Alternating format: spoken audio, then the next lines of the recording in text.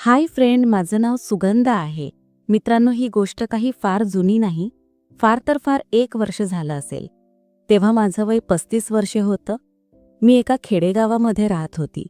ते गाव शहराप्रमाणेच मोठं होतं, फक्त मोठं होतं. जनसंख्या फार तेवढी नव्हती. आमच्या घरी किराणा मालाचे दुकान होतं. यामुळे दिवसभर माझा नवरा दुकानामध्येच थांबत असे. किराणा मालाचं दुकान आमच्या घरी खूप वर्षापासून होतं आणि गावामध्ये 2च किराणा मालाचे दुकान होते. त्यात आम्हीच लोकांची 6 महिन्याची उधारी चालवत होतो. त्यामुळे आमचे दुकान खूपच चांगलं चालायचं. गावातले लोकही 6-6 महिन्यापर्यंत हिशोब करायचे. मग ते कितीही पैसे असेल ते चुकते करायचे. म्हणजे 6माही उधारी यासाठी की गावातील शेतकरी पीक निघल्यावर पीक विकून जे पैसे यायचे त्यातूनच दुकानाची उधारी भरत होते. माझ्या लग्नाला आता 12 वर्ष होऊन गेली होती. आम्हाला एक मुलगा होता. तो शाळेमध्ये जात होता. सुरुवातीला मला अजिबात करमत नव्हते, कारण घरामध्ये मी एकटीच असायची. न करमायचं कारण एकच होतं की मी लहानपणापासून मोठी होईपर्यंत शहरामध्ये आईबाबांच्या घरी होते. माझं शिक्षणही शहरातच झालं, 12वी पर्यंत. पण माझी आत्या खेडेगावात राहत होती आणि त्याच्याच मुलासोबत माझं लग्न झाल्यामुळे मलाही खेडेगावात राहणं भागच होतं. माझ्याकडे पाहून माझ्या मैत्रिणी मला म्हणायच्या, तू एका खेडेगावात राहूनही किती सुंदर दिसतेस. आम्ही तर 2 वेळा मेकअप करतो तरीही आमचं सौंदर्य उठूनच दिसत नाही. तुझ्याकडे पाहिल्यावर आम्हाला तर तू 20-25 वर्षाचीच वाटतेस. माझ्या मैत्रिणींच्या म्हणण्याप्रमाणे मी दिसायला खूपच सुंदर होते. शिवाय मी हलकीशी बारीक पण होते. आधीपासूनच काळजी घेतलेली असल्याने मी कवळी दिसायचे. वय वाटत नव्हतं. माझ्या नवऱ्याचा स्वभाव थोडा भोळा होता. यामुळे त्याला माझी फारशी किंमत कळतच नव्हती. लग्नानंतर नवरा बायकोने कसं राहायला पाहिजे हे देखील मी त्याला शिकवत होते. व्यावहारिक ज्ञानामध्ये तो हुशार होता, कारण आमच्या दुकानाचा सर्व हिशोब तो ठेवायचा. यामुळे दुकानाची सर्व जबाबदारी माझ्या सासऱ्याने त्यांच्यावरती टाकली होती. रोज दुपारी घरी मी एकटीच असायचे. मी सुंदर दिसत असल्यामुळे लग्न न झालेली मुलं अनेक वेळा घरासमोरून चक्रा मारायचे. गावात हे सगळं कॉमन आहे. मला माहीत झालं होतं ते लक्की मला पाहण्यासाठीच येत असणार. त्यांच्यातीलच एक संदीप नावाचा मुलगा नुकताच दिसायला लागला होता, कारण तो आमच्या दुकानात काही दिवसापूर्वीच कामाला लागला होता. यामुळे 1-2 चक्रा त्याच्या आमच्या घरी व्हायच्याच. कोणत्या ना कोणत्या बहाण्याने तो घरी यायचा आणि माझ्याकडे वेगळ्याच भावनेने पाहायचा. त्याच्या मनात काय आहे हे मी ओळखलं होतं. मी त्याला खूप समजवण्याचा प्रयत्न करत होती. म्हणजे मी दुसऱ्याची इकडची तिकडची उदाहरणं घेऊन त्याला आधीच चेतावणी देत होते. त्याला हे सांगताना तो फक्त हो म्हणायचा आणि सतत माझ्याकडे एकटक पाहायचा. आत्ताची मुलं मनात आली की त्यांना सगळं करायला लागतं. त्यांच्या हातात एवढ्या वयात मोबाईल आल्यामुळे ते खूप बिघडतात. मोबाईलमध्ये ते नको ते पाहत बसतात आणि मग बाईकडे मुलीकडे वेगळ्याच भावनेने पाहतात. संदीपही असाच मुलगा होता. आधी त्याच्याविषयी मला असे वाटायचं. मला वाटायचे तो गरीब घरचा मुलगा आहे. तो काम करून शिकत आहे. यामुळे त्याने व्यवस्थित वागावं असं मला वाटत होतं. 2-3 महिने मी त्याला खूप समजावलं होतं. समजावलं म्हणजे मी डायरेक्ट बोलली नाही. त्याच्याकडे रागानं बघणं, त्याला हिनहिन करणं, वचकून बोलणं आणि दुसऱ्याचे उदाहरणं देऊन समजावून सांगणं, एवढंच. पण त्याच्यामध्ये काहीही बदल घडत नव्हता. त्याला वाटायचं माझा नवरा भोळा आहे, यामुळे मला त्याची खूप गरज आहे, असेल एवढाच विचार त्याच्या डोक्यामध्ये असायचा. दुपारी एक दिवस तो अचानक आला आणि माझ्या खूपच जवळ येऊन उभा राहिला. तो आत आल्यावर आमच्या वाड्याचा दरवाजा त्याने बंद केला होता. वाड्यात आम्ही दोघेच होतो. शेजारी पाजारी सर्व शेतात निघून गेले होते. त्याने दरवाजा का लावला असावा हे माझ्या चांगल्याच लक्षात आलं होतं. पण त्यावेळी मी त्याला विरोध करू शकले नाही. त्याला नेमकं काय हवंय हे मला पाहायचं होतं. थोड्या वेळाने मला त्याने घट्ट मिठी मारली आणि विचित्र चाळे करायला सुरुवात केली. त्याचं हे सर्व सुरू असताना अचानक आमच्या वाड्याची कळी वाजली. आता नक्की कोणीतरी येणार आणि आपल्याला पकडणार. यामुळे संदीप खूपच घाबरला होता. पण मी त्याला म्हणाले, तू अजिबात घाबरू नकोस. दुकानातले सामान घेण्यासाठी आलो होतो असं सांग. त्याच्या आणि माझ्या भेटीचा पहिलाच प्रसंग होता.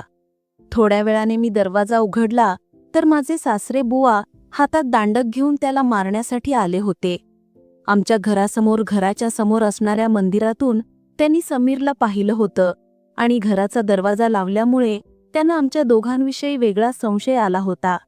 त्याला 2-3 फटके मारल्यावर तो त्यांच्या तावडीतून निसटून गेला, पण माझं चांगलं चाललेल्या जीवनातही त्याने अडथळा निर्माण केला होता. तेव्हापासून माझे सासरे, काय सांगू, सासऱ्याला माझा वेगळाच संशय यायचा. यामुळे दिवसभर ते माझ्यावर नजरच ठेवून असायचे. नुकतंच ओळख आलेल्या संदीपला माझ्या सासऱ्याने कामावरून काढून टाकलं होतं. खूप दिवस मी त्याला समज देण्यासाठी शोधत होते, पण संदीप गाव सोडून गेला होता. यामुळे पुन्हा कधी तो मला दिसलाच नाही. मला त्याच्यासाठी दुःख होतं. मी फक्त बघणार होते त्याची हिंमत कितीपर्यंत आहे तेवढ्यात.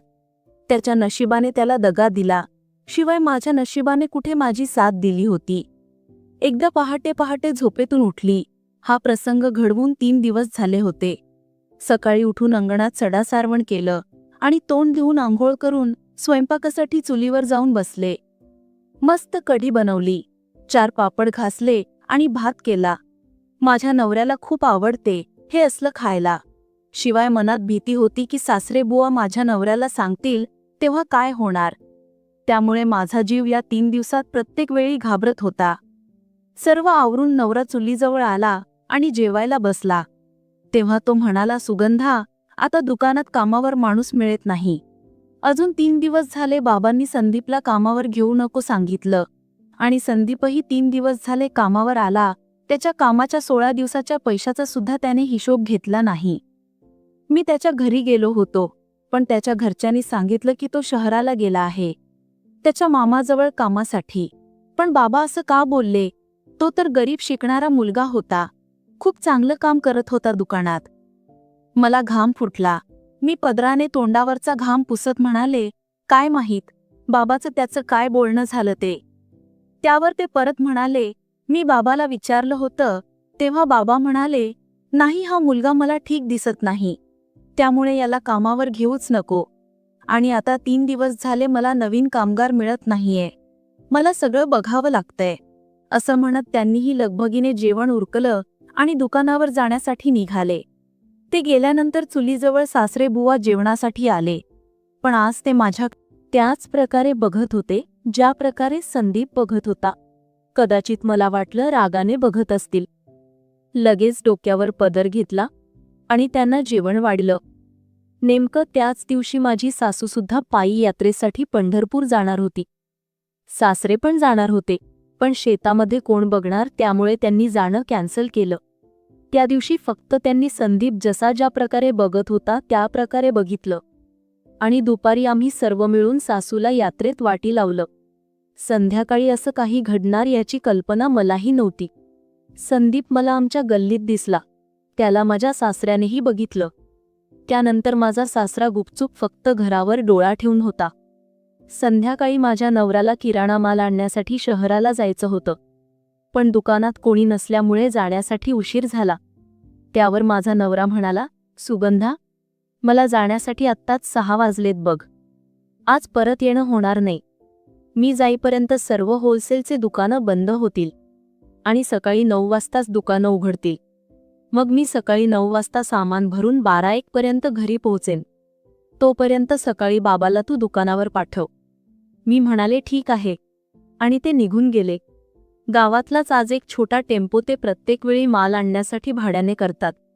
यावेळी पण सोबत ते टेम्पो घेऊन गेले होते. त्यांना तर मी हो म्हणले, पण सासऱ्याला सकाळी दुकानावर जा आणि मी घरी एकटीच, हे बोलायची माझी हिंमत नव्हती. संध्याकाळचं जेवणावर सासरे न बोलता फक्त माझ्याकडे गुरुगुरून पाहत होते. मी आपला पदर डोक्यावर घेऊन खाली मान घेऊनच बसलेली होती. माझी फक्त एवढी चुकी होती की मला संदीप थोडा थोडा आवडायला लागला होता, पण तेही मी त्याला सांगितलं नव्हतं. मनात आलेल्या एवढ्याशा विचाराची एवढी शिक्षा मला मिळत होती. सर्व आवरलं. सासरेबुवा हॉलमध्ये टीव्ही बघत बसले होते आणि मी माझ्या रूममध्ये माझा मोबाईल फोन घेऊन झोपण्यासाठी निघून गेले. मोबाईल बघत बघत मला 11च्या सुमारास झोप लागली. मला जाग तेव्हा आली जेव्हा अचानक मला माझ्या अंगावरती कोणाचा तरी हात जाणवला. पटकन डोळे उघडले तर घरात अंधार होता. मी झटपट मोबाईल हातात घेतला. आणि टॉर्च लावली. बघतो तर काय ते माझे सासरेबुवा होते. मी म्हणाले, मामाजी काय करताय तुम्ही? तेव्हा ते म्हणाले, सुगंधा गप गुमान पलंगावर बस. मला माहितीये तुझे सर्व जाळे. नवरा असूनही तू कशी वागते हे मी माझ्या डोळ्यांनी बघितले. मी माझ्या घराची इज्जत रस्त्यावर जाऊ देणार नाही. तुला जे पाहिजे ते मी देतो. त्यांचे शब्द ऐकून माझ्या अंगावरती थरकाप आला. मी म्हटलं, नाही, हे चुकीचं आहे. ते म्हणाले, बरं ठीक आहे, येऊ दे, मग तुझ्या नवऱ्याला मी सर्व सांगतो. मग तोच ठरवेल काय चुकीचं आहे आणि काय बरोबर. मी थोडा विचार केला आणि शेवटी मी गपचूप पलंगावर बसले. मनात एकदा तरी विचार आला, हा माणूस T20चा प्लेयर असणार. जास्त जास्त 1-2 ओव्हर खेळणार आणि मग नंतर आऊट होणे कन्फर्म होतं. कारण की त्यांचं वय हे 65+ होतं. त्यांनी मला मिठीत घेतलं आणि मला किस करू लागले. त्यांच्या तोंडाचा तंबाखूचा वास येत होता. पण हळूहळू मला जाणवलं, मी ज्या प्रकारे विचार केला की हा प्लेयर T20चा आहे, तो माझा विचार चुकीचा होता. हा प्लेयर तर टेस्ट मॅचवाला निघाला. त्याने रात्रभर एवढ्या पाऱ्या खेळल्या मी नाही सांगू शकत. मला काहीच भान नव्हतं. मी फक्त घामाने ओलीचिंब झाले होते. आज हे काय चालू आहे मला काहीच कळत नव्हतं. पण माझी सासू नशीबवान आहे हे मात्र मला त्या दिवशी कळलं. माझ्या सासूला जीवनात कोणत्याच गोष्टीची कधी कमी झाली नसेल याचा पुरेपूर अंदाज मला आला होता. लाईट गेलेली असल्यामुळे मी अंधाधुंद इकडे तिकडे पाहत होते. शेवटी लोडशेडिंग संपली आणि पहाटे 5-5:30 वाजता गावात लाईट आली. तेव्हा सासरेबुवा हसत हसत उठले व तसेच बाहेर जाऊन खाटेवर झोपी गेले. माझी अवस्था तर तुम्हाला माहीत असेल मित्रांनो.